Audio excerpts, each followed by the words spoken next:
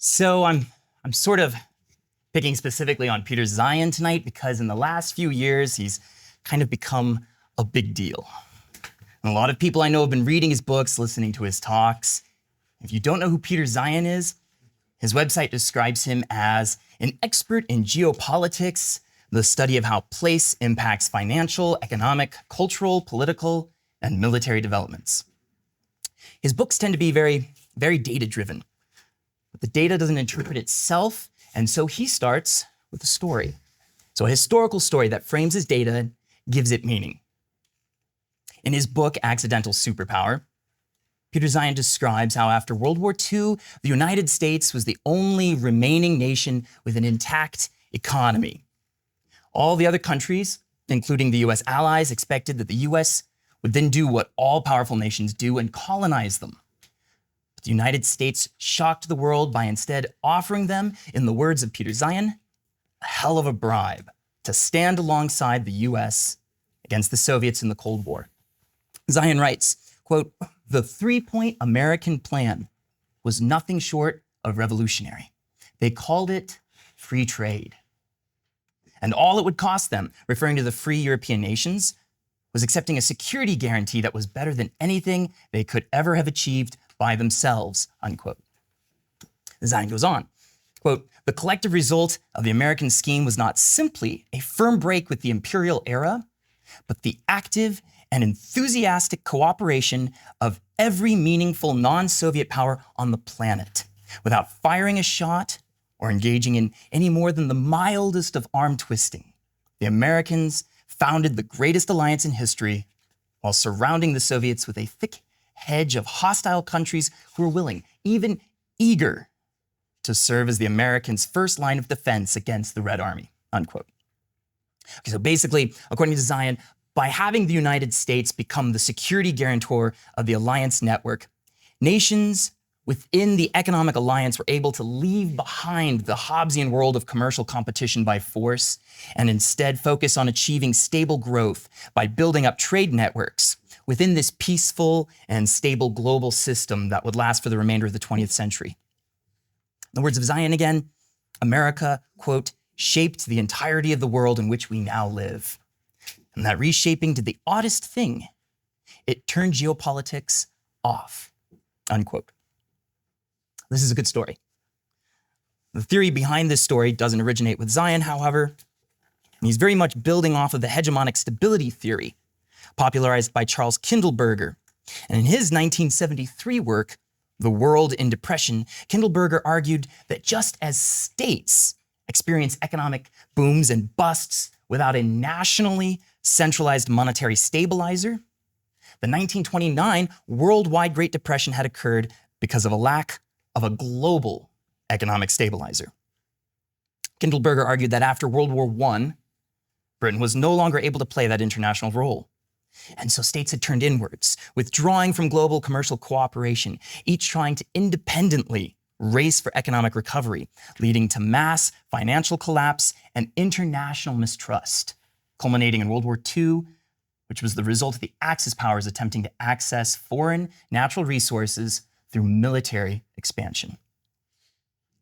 What was needed, Kindleberger argued, was for the United States to shake off its isolationism and take Britain's place as the global dominant protective agency, which it finally did after World War II, thus creating the Cold War peace settlement described by Peter Zeihan.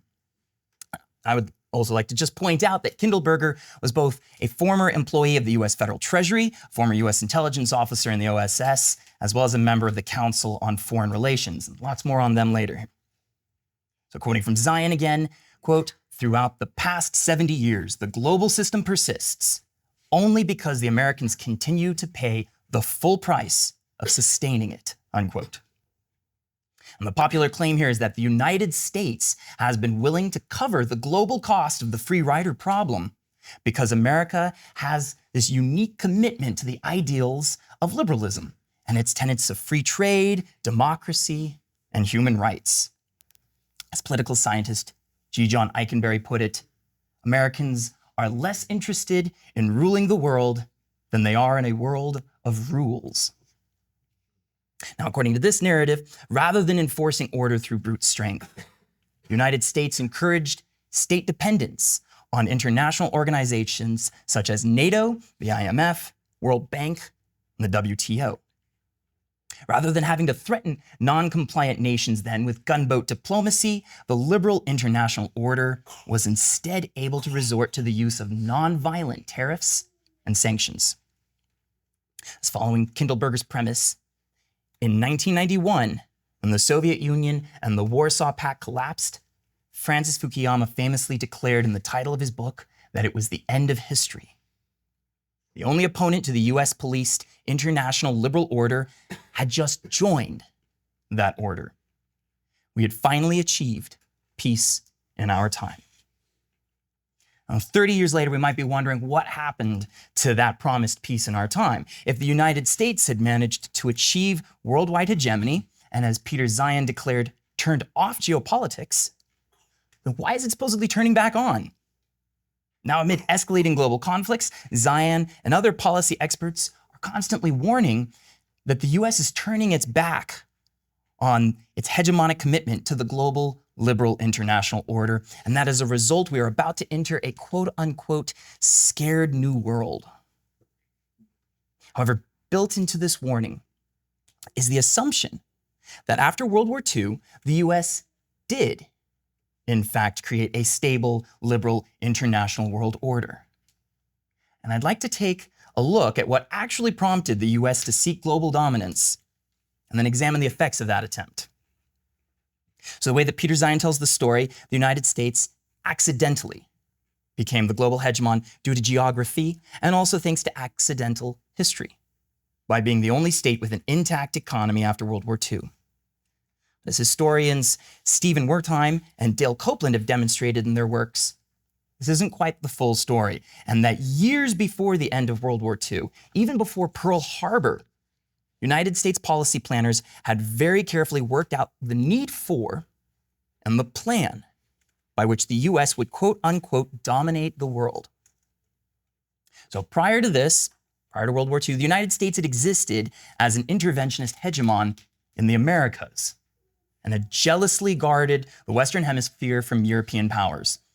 At the same time, the US had purposefully stayed out of entangling alliances in Europe, refusing to join the League of Nations after World War I, not out of a commitment to isolationism, but because the League would have reduced the US to a global alliance of equals, thereby restricting US freedom of action.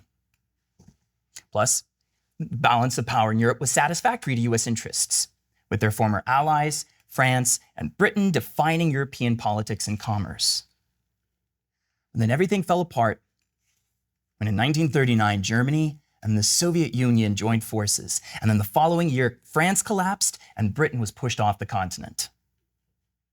The US fear at this point was not of military attack. Stephen Wertheim writes that US foreign policy experts, quote, were not anticipating an invasion of the US homeland. And few believed that a transoceanic attack could succeed against a well-defended Western Hemisphere, even if Germany were to defeat Britain, unquote. Rather, the shift in the balance of power in Europe meant that the US was now facing commercial isolation. Suddenly, US policy planners had to rethink whether the Western Hemisphere was sufficient for American markets. The State Department put the Council on Foreign Relations Economic and Financial Group on the problem, and in November of 1940, the CFR group concluded that, quote, the United States should use its military power to protect the maximum possible area of the non-German world from control by Germany in order to maintain for its sphere of interest a superiority of economic power over that of the German sphere, unquote. Now, this would require the US to hold, quote unquote, unquestioned power across what they termed the Grand Area, as well as full American commitment to defending this grand area from all intrusion by Germany or the Soviet Union.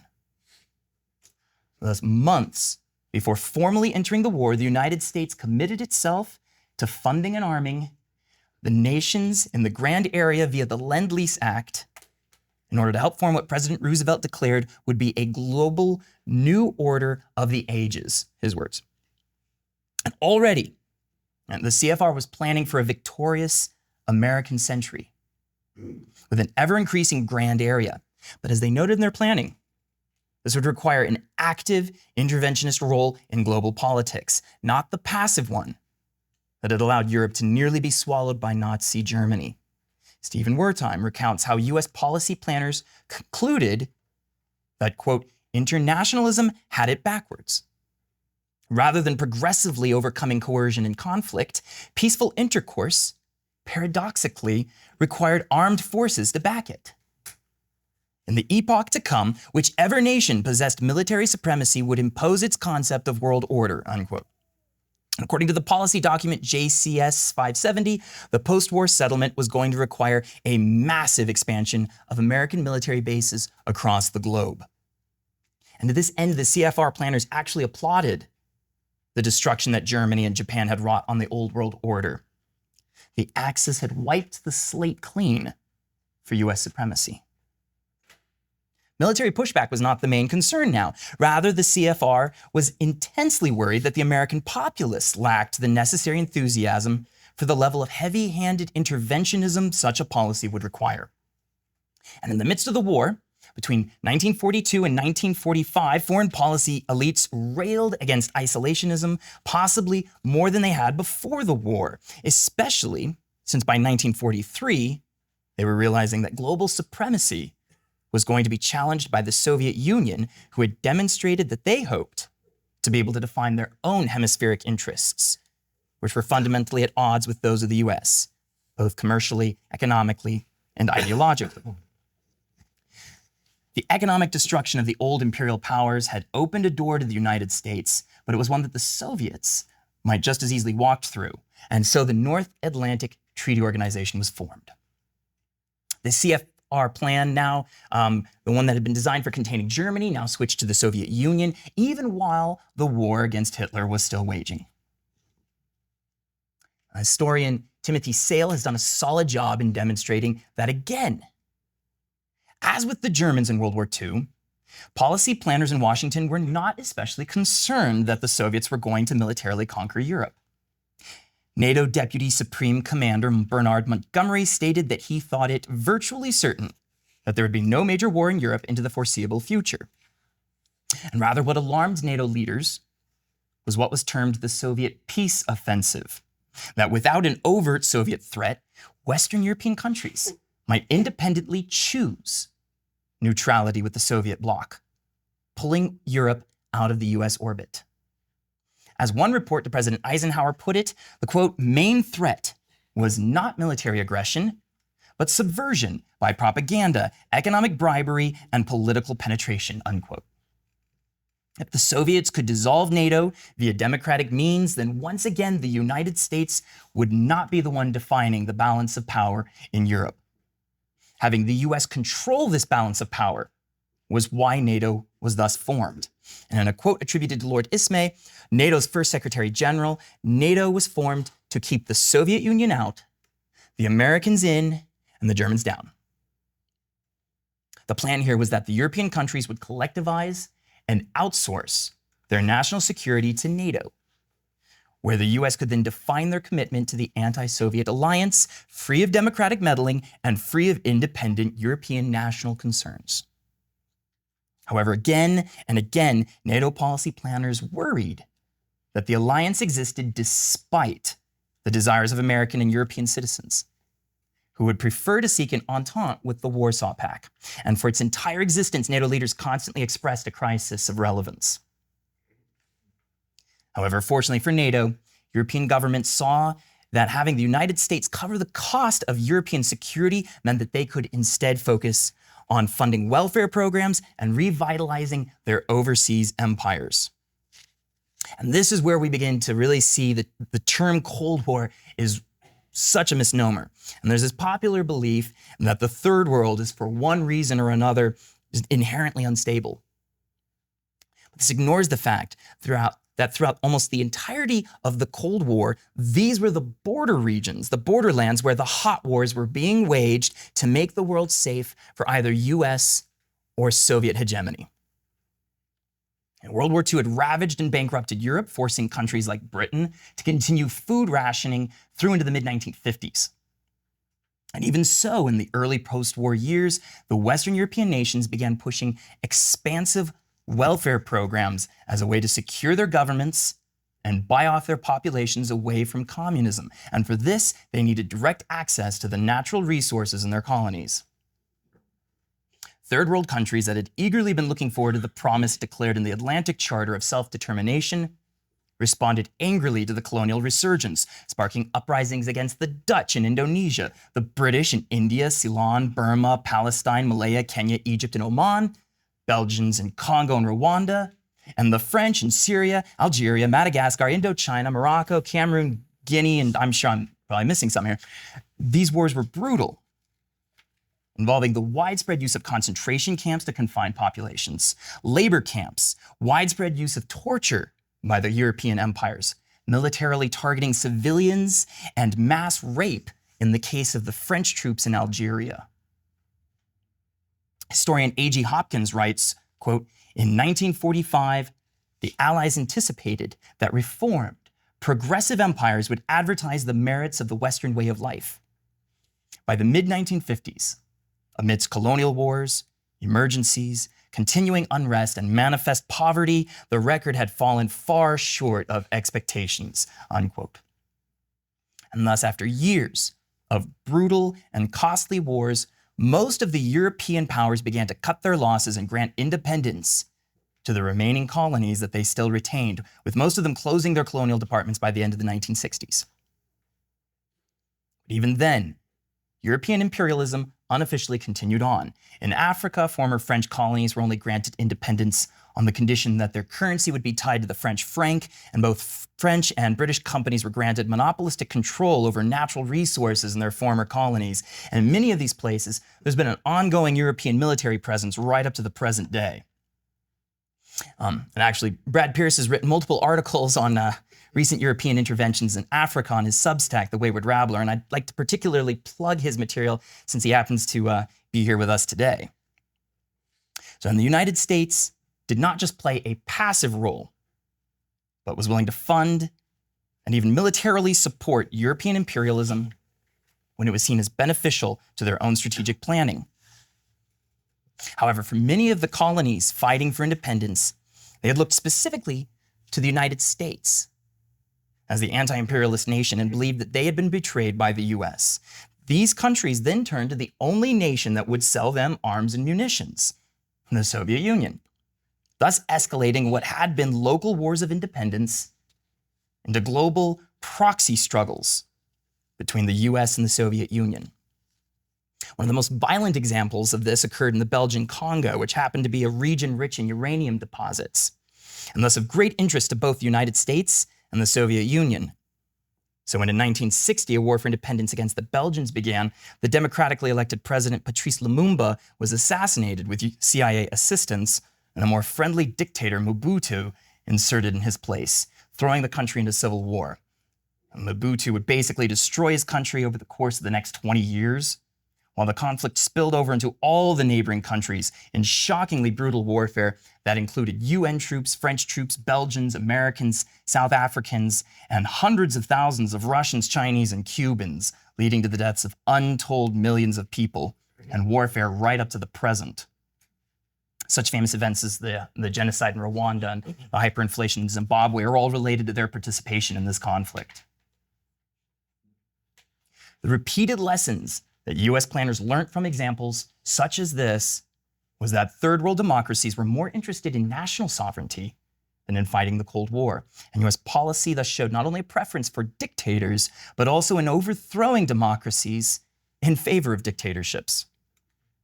And realizing this, international corporations then took advantage of US politics and on multiple occasions managed to acquire US interventions by recasting their own struggles with third world governments as part of the Cold War conflict.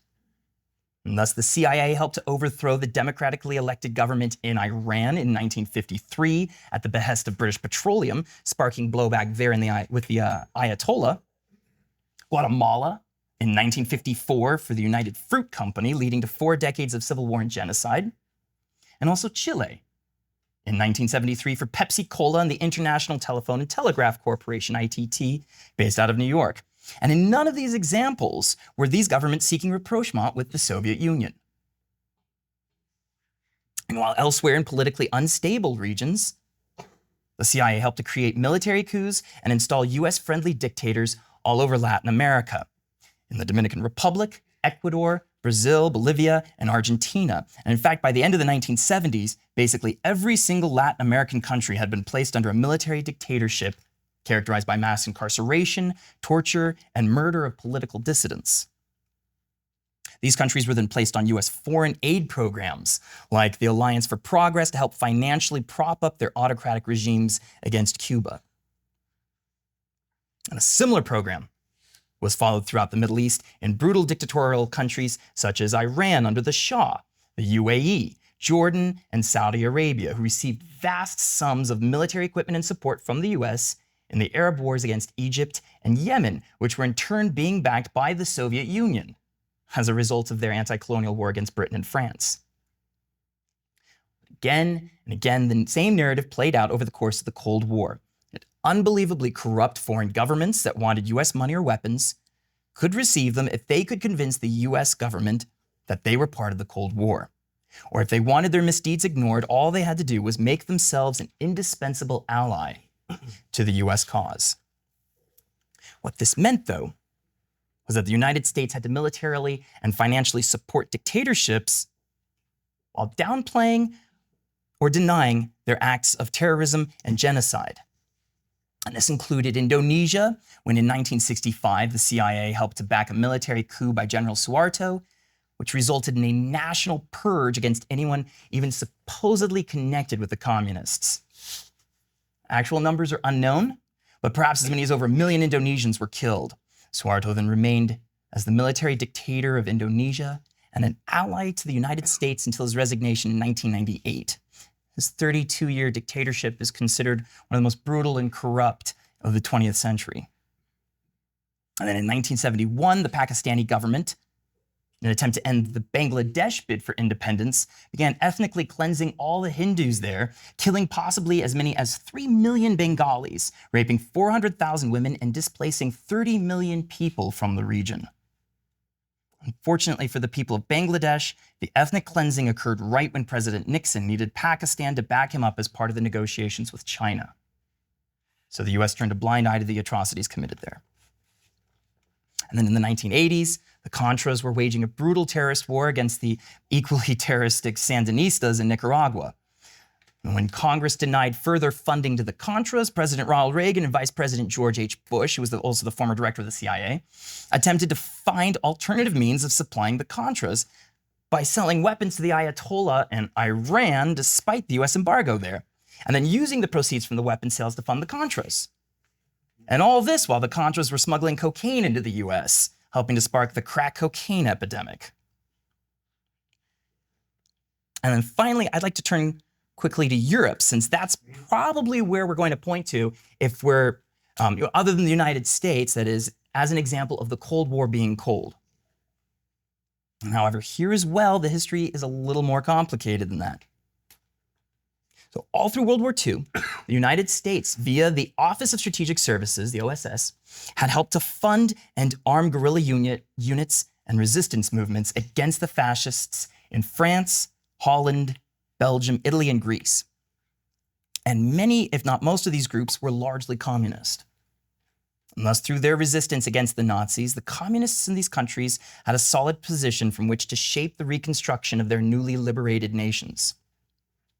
So it was necessary, therefore, that the United States make sure that leftists did not achieve power in Europe, either by democratic election or revolution. As World War II ended, and the political lines of the Iron Curtain were being drawn, the OSS and later the CIA and NATO began placing stay-behind guerrilla units in countries that they thought might fall into the Soviet orbit. These undercover units were then tasked with waging resistance campaigns against any communist governments that emerged. And who better to recruit for these units than fascists and Nazis that had just been fighting the communists in World War II. The chief of German operations at CIA headquarters remarked on the widespread use of known Nazi war criminals, quote, "It had nothing to do with morals or ethics, and everything to do with security," unquote. And another remarked that, quote, "American intelligence is a blind man, using the Abwehr," to the former Nazi intelligence department, "as a seeing eye dog. The only trouble is, the leash is much too long," unquote. As I had mentioned earlier, officials in NATO repeatedly stressed the need to keep Western Europe's military defense and foreign policy planning out of the hands of democratic governments. And so the Stay Behind program, originally designed to prepare units to possibly fight in regions taken over by communist governments, was expanded to become a communist deterrent program all over Europe. Now, for decades, these groups secretly operated all over Europe, only officially coming to light in August of 1990, when the Italian, Swiss, and Belgian governments investigated NATO's Operation Gladio and publicly revealed that the NATO Allied Clandestine Committee, ACC, had created secret parallel government organizations in all 16 NATO countries, as well as multiple neutral ones, including Austria, Finland, Sweden, and Switzerland. Although these groups had been formed supposedly to resist communist expansion and to combat left-wing terrorist groups that had emerged, it was exposed that NATO, the CIA, and MI6 had trained, funded, and armed right-wing terrorist groups that had actively participated in what was known as the Years of Lead from 1969 to the end of the Cold War, during which time Italy alone had over 8,000 terrorist attacks. Now, actions by these NATO-supported cells, including bombings of trains and market squares, shootings, assassinations, coups, torture, election fraud, disinformation, and also false flag terrorist acts used to discredit the communist left wing. And some of the more famous acts by these groups were the French OAS attempted military coup and assassination of French President de Gaulle, and the Turkish Grey Wolves attempted assassination of Pope Benedict. In November of 1990, the European Parliament passed a resolution condemning these, quote, "decision-making and operational bodies which are not subject to any form of democratic control and are of a completely clandestine nature," unquote. And these organizations which had been, quote, "involved in serious cases of terrorism and crime as evidenced by various judicial inquiries," unquote. In the words of one historian, the goal had been to make democracy safe for America. So in conclusion, what do we do with this information? I mean, US policy planners worked very hard to try to become the global hegemon. And while lip service was given to national sovereignty, free trade, and democracy, they were never the original goal, and in fact were quickly discarded when inconvenient. Zeihan claims that the US chose not to militarily colonize the world in 1945. But for the majority of peoples around the globe, it didn't look much different. In the words of Tacitus, they make a wasteland and call it a peace. And this isn't to claim that everyone in the US government or policy planning is evil, nor that this is unique to the United States. I mean, the Soviets were over there doing the exact same thing. But I think that the sordid history of US intervention is important because it tells a story contrary to the hegemonic stability theory that the system inherently incentivizes further interventions, cronyism, and misallocation of resources, including violence. The history of the Cold War is one of intervention that begat intervention, which caused blowback, requiring further correction. And all of this has been prohibitively expensive. I feel bad bringing up the cost of this in money when we're counting the lives here, but take, for example, just Israel. The US has spent $300 billion adjusted for inflation on Israel alone, because back in 1948, they said that without US support, Israel would collapse. Well, 70 years later, and we're still spending $3.8 billion annually, and apparently it's still not stable. Military expenditure is our #1 expense, and in 2022, we spent over $877 billion on the military, which is about 40% of the military expenditure worldwide. But then a few months ago, I saw a Wall Street Journal article saying that the US government military spending is about to be eclipsed by $1.1 trillion in additional interest payments, so chew on that.